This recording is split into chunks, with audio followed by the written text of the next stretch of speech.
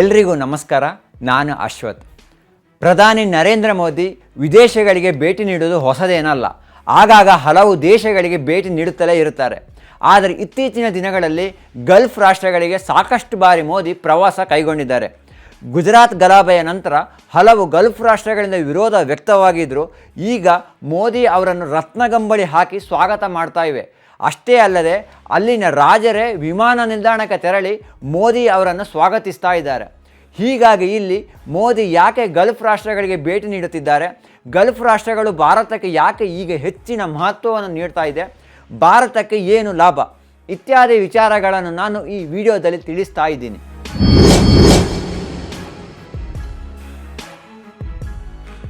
ಹಿಂದೆ ಗುಜರಾತ್ ಗಲಭೆ, ಕಾಶ್ಮೀರಕ್ಕೆ ನೀಡಲಾದ ವಿಶೇಷ ಸ್ಥಾನಮಾನ ರದ್ದು, ದೇಶದಲ್ಲಿ ಮುಸ್ಲಿಮರ ಮೇಲೆ ಹಲ್ಲೆ ಪ್ರಕರಣದ ಸಮಯದಲ್ಲಿ ಮುಸ್ಲಿಂ ರಾಷ್ಟ್ರಗಳು ಮೋದಿ ಅವರನ್ನು ಖಂಡಿಸಿದ್ದವು. ಅಷ್ಟೇ ಅಲ್ಲದೆ ಅಧಿಕೃತ ಹೇಳಿಕೆಯನ್ನು ಬಿಡುಗಡೆ ಮಾಡಿ ಭಾರತ ಸರ್ಕಾರದ ನಿಲುವನ್ನು ಟೀಕಿಸ್ತಾ ಇದ್ವು.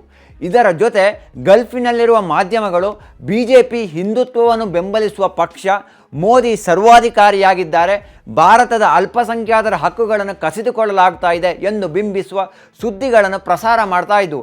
ಈ ಎಲ್ಲದರ ಪರಿಣಾಮ ಮೋದಿ ಸರ್ಕಾರಕ್ಕೆ ಆರಂಭದಲ್ಲಿ ಗಲ್ಫ್ ರಾಷ್ಟ್ರಗಳಿಂದ ಬೆಂಬಲ ಸಿಗಲಿಲ್ಲ.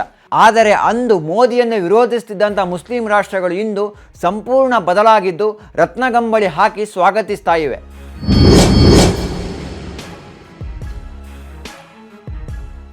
Kuwait, Bahrain, Oman, Qatar, Saudi Arabia ಮತ್ತು UAE ಈ ದೇಶಗಳು ಅಭಿವೃದ್ಧಿ ಹೊಂದಿರಬಹುದು, ಅಭಿವೃದ್ಧಿ ಹೊಂದುತ್ತಿರಬಹುದು. ಈ ಅಭಿವೃದ್ಧಿಯ ಹಿಂದೆ ಲಕ್ಷಾಂತರ ಭಾರತೀಯರ ಕೊಡುಗೆ ಇದೆ. ಈ ಗಲ್ಫ್ ಕೋಆಪರೇಷನ್ ಕೌನ್ಸಿಲ್ ದೇಶಗಳಲ್ಲಿ ಸುಮಾರು 90 ಲಕ್ಷ ಅನಿವಾಸಿ ಭಾರತೀಯರು ವಾಸಿಸ್ತಾ ಇದ್ದಾರೆ. ಈ ದೇಶಗಳಲ್ಲಿ ಎಷ್ಟು ಜನ ನೆಲೆಸಿದ್ದಾರೆ ಅಂತ ನೋಡುವುದಾದರೆ 34 ಲಕ್ಷ ಮಂದಿ UAEಯಲ್ಲಿ, 25 ಲಕ್ಷ ಮಂದಿ ಸೌದಿ ಅರೇಬಿಯಾದಲ್ಲಿ, 10 ಲಕ್ಷ ಮಂದಿ ಕುವೈತ್, 7 ಲಕ್ಷ ಮಂದಿ ಕತಾರ್, 8 ಲಕ್ಷ ಮಂದಿ ಒಮಾನ್, 3 ಲಕ್ಷ ಮಂದಿ ಬಹ್ರೈನ್ನಲ್ಲಿ ನೆಲೆಸಿದ್ದಾರೆ. ವಿಶ್ವ ಬ್ಯಾಂಕ್ ಕಳೆದ ಡಿಸೆಂಬರ್ನಲ್ಲಿ ನೀಡಿದ ಮಾಹಿತಿಯ ಪ್ರಕಾರ 2023ರಲ್ಲಿ ಭಾರತಕ್ಕೆ ವಿದೇಶದಿಂದ ಬಂದಿರುವ ಹಣ $125 ಶತಕೋಟಿ. ಇದು ವಿಶ್ವದಲ್ಲಿ ಅತೀ ಹೆಚ್ಚು. ಈ ಪೈಕಿ ಗಲ್ಫ್ ಕೋಆಪರೇಷನ್ ಕೌನ್ಸಿಲ್ ದೇಶಗಳಿಂದಲೇ 30% ಹಣ ರವಾನೆಯಾಗಿದೆ.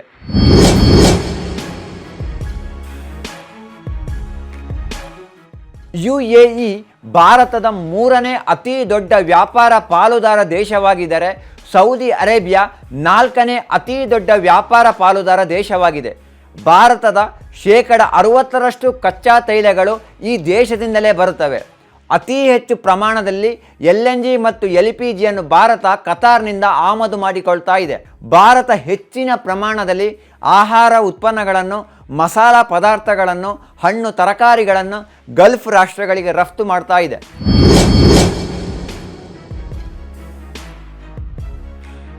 ಕಳೆದ 10 ವರ್ಷದಲ್ಲಿ ಪ್ರಧಾನಿ ಮೋದಿ ಗಲ್ಫ್ ರಾಷ್ಟ್ರಗಳಿಗೆ 13 ಬಾರಿ ಭೇಟಿ ನೀಡಿದ್ದಾರೆ. ಈ ಪೈಕಿ 7 ಬಾರಿ UAEಗೊಂದೇ ದೇಶಕ್ಕೆ ಭೇಟಿ ನೀಡಿದ್ದಾರೆ.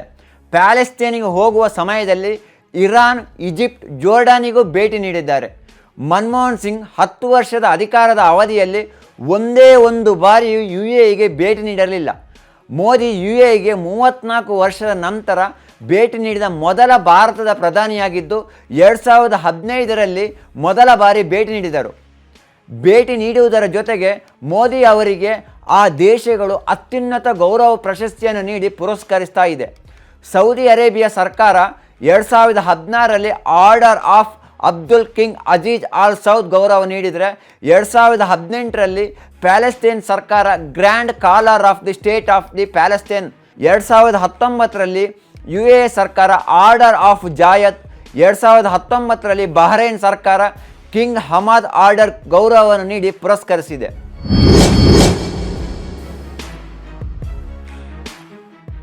ಹಿಂದೆ ಪಾಕಿಸ್ತಾನದ ಪರ ನಿಲ್ಲುತ್ತಿದ್ದಂಥ ಗಲ್ಫ್ ರಾಷ್ಟ್ರಗಳು ಈಗ ತಮ್ಮ ನಿಲುವನ್ನು ಬದಲಾಯಿಸಿಕೊಂಡಿರುವುದು ವಿಶೇಷ. ಭಾರತದ ಸೈನಿಕರು ಮತ್ತು ಆ ದೇಶದ ಸೈನಿಕರು ಜಂಟಿಯಾಗಿ ಸಮರಾಭ್ಯಾಸ ಮಾಡ್ತಾ ಇದ್ದಾರೆ. ಅಷ್ಟೇ ಅಲ್ಲದೆ ಉಗ್ರರ ಕುರಿತ ಬಹಳ ರಹಸ್ಯ ಮಾಹಿತಿಗಳನ್ನು ಎರಡೂ ದೇಶಗಳು ಹಂಚಿಕೊಳ್ತಾ ಇವೆ. ಇದಕ್ಕೆ ಉದಾಹರಣೆ ಎಂಬಂತೆ 1993ರ ಮುಂಬೈ ಸ್ಫೋಟ ಪ್ರಕರಣದ ಪ್ರಮುಖ ಆರೋಪಿ ಅಬು ಬಕರ್ನನ್ನು 2022ರಲ್ಲಿ ಭಾರತದ ತನಿಖಾ ತಂಡ UAEಯಲ್ಲಿ ಬಂಧಿಸಿತ್ತು.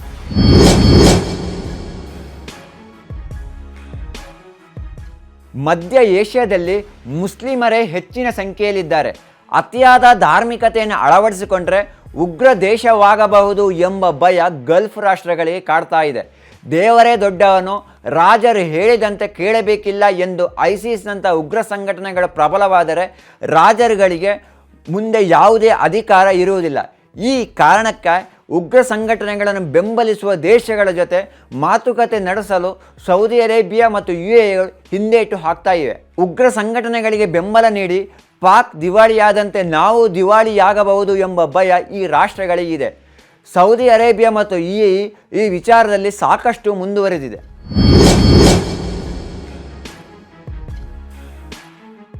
ಮೋದಿ ಸರ್ಕಾರ ಇಸ್ರೇಲ್ ಜೊತೆ ಉತ್ತಮ ಸಂಬಂಧವನ್ನು ಇಟ್ಟುಕೊಂಡಿರುವಂಥದ್ದು ಎಲ್ಲರಿಗೂ ಗೊತ್ತಿರೋ ವಿಚಾರ. ಇಸ್ರೇಲ್ನಿಂದ ರಕ್ಷಣಾ ಸಾಮಗ್ರಿಗಳನ್ನು ಭಾರತ ಆಮದು ಮಾಡಿಕೊಳ್ತಾ ಇದೆ. ಅಷ್ಟೇ ಅಲ್ಲದೆ ಹಮಾಸ್ ಉಗ್ರರ ಜೊತೆಗೆ ಯುದ್ಧದ ಬಳಿಕ ಇಸ್ರೇಲ್ಗೆ ಸಾವಿರಾರು ಸಂಖ್ಯೆಯಲ್ಲಿ ಭಾರತದ ಕಾರ್ಮಿಕರು ತೆರಳಿದ್ದಾರೆ. ಈ ಬಾಂಧವ್ಯ ಗಲ್ಫ್ ರಾಷ್ಟ್ರಗಳ ಜೊತೆಗಿನ ಸಂಬಂಧಕ್ಕೆ ಇದುವರೆಗೂ ಅಡ್ಡಿಯಾಗಿಲ್ಲ. ದೂರದ ಇರಾನ್ನಲ್ಲಿ ಭಾರತ ಚಾಬಹಾರ್ ಬಂದರನ್ನು ಅಭಿವೃದ್ಧಿಪಡಿಸ್ತಾ ಇದೆ. ಇನ್ನೊಂದು ಕಡೆಯಲ್ಲಿ ಅಫ್ಘಾನಿಸ್ತಾನಕ್ಕೂ ಭಾರತ ತನ್ನ ನೆರವಿನ ಹಸ್ತವನ್ನು ಚಾಚ್ತಾ ಇದೆ. ಗಲ್ಫ್ ರಾಷ್ಟ್ರಗಳ ಜೊತೆಗೂ ಉತ್ತಮ ವ್ಯಾಪಾರ ಸಂಬಂಧವನ್ನು ಮುಂದುವರಿಸ್ತಾ ಇದೆ.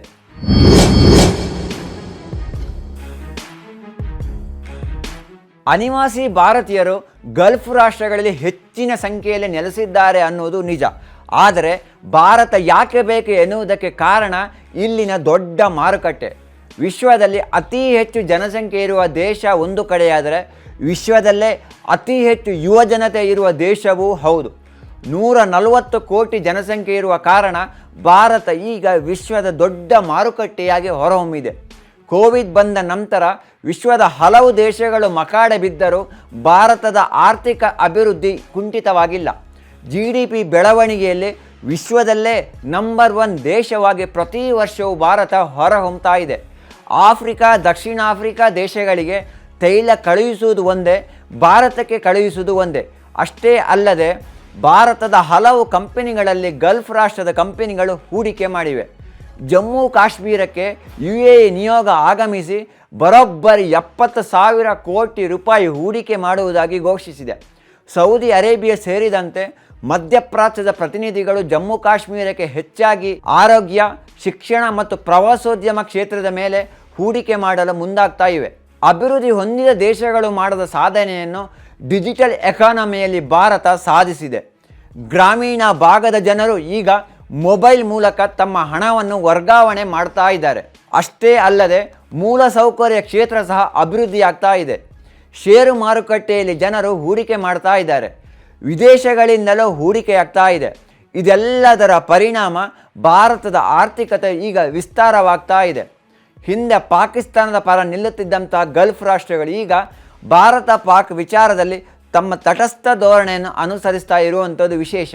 2010ರಲ್ಲಿ ವಿಶ್ವದ ದೊಡ್ಡ ಆರ್ಥಿಕತೆಯನ್ನು ಹೊಂದಿದ ದೇಶಗಳ ಪೈಕಿ ಭಾರತ 9ನೇ ಸ್ಥಾನದಲ್ಲಿದ್ದರೆ 2022ರಲ್ಲಿ ಭಾರತ UKಯನ್ನು ಹಿಂದಿಕ್ಕಿ 5ನೇ ಸ್ಥಾನಕ್ಕೆ ಜಿಗಿದಿದೆ.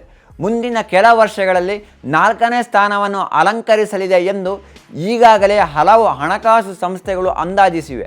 ಕಚ್ಚಾ ತೈಲ, ಗ್ಯಾಸ್ ಮತ್ತು ಪ್ರವಾಸೋದ್ಯಮ ಬಿಟ್ಟರೆ ಗಲ್ಫ್ ರಾಷ್ಟ್ರಗಳಿಗೆ ಬೇರೆ ಮೂಲಗಳಿಂದ ಆದಾಯವಿಲ್ಲ. ಕಚ್ಚಾ ತೈಲಕ್ಕೆ ಭಾರತ ಈಗಾಗಲೇ ಹಲವು ದೇಶಗಳನ್ನು ಸಂಪರ್ಕಿಸಿದೆ. ಅಮೆರಿಕ, ಯುರೋಪ್ ಒತ್ತಡಕ್ಕೆ ಮಣಿಯದೆ ರಷ್ಯಾದಿಂದ ಕಚ್ಚಾ ತೈಲವನ್ನು ಖರೀದಿಸ್ತಾ ಇದೆ. ದಕ್ಷಿಣ ಅಮೆರಿಕ ಖಂಡದಲ್ಲಿರುವ ವೆನಿಜುವೆಲಾದಿಂದಲೂ ತೈಲವನ್ನು ಭಾರತ ಖರೀದಿಸ್ತಾ ಇದೆ. ಅಷ್ಟೇ ಅಲ್ಲದೆ ಈ ದೇಶಗಳ ತೈಲ ಕಂಪನಿಗಳಲ್ಲಿ ಭಾರತದ ತೈಲ ಕಂಪನಿಗಳು ಹೂಡಿಕೆ ಸಹ ಮಾಡ್ತಾ ಇದೆ. ತೈಲ ವಿಚಾರದಲ್ಲಿ ಗಲ್ಫ್ ದೇಶಗಳು ನಾವು ಭಾರತಕ್ಕೆ ತೈಲ ನೀಡಲ್ಲ ಎಂದು ಒಂದು ವೇಳೆ ಹೇಳಿದರೂ ಈ ಸಮಸ್ಯೆಯನ್ನು ನಿಭಾಯಿಸುವ ಶಕ್ತಿ ಈಗ ಭಾರತಕ್ಕಿದೆ. ಈ ಎಲ್ಲ ಕಾರಣದಿಂದ ಹಿಂದೆ ಭಾರತವನ್ನು ವಿರೋಧಿಸುತ್ತಿದ್ದಂಥ ಗಲ್ಫ್ ರಾಷ್ಟ್ರಗಳು ಈಗ ಭಾರತದ ಸ್ನೇಹಿ ರಾಷ್ಟ್ರಗಳಾಗಿ ಬದಲಾಗ್ತಾ ಇದೆ. ಧನ್ಯವಾದಗಳು.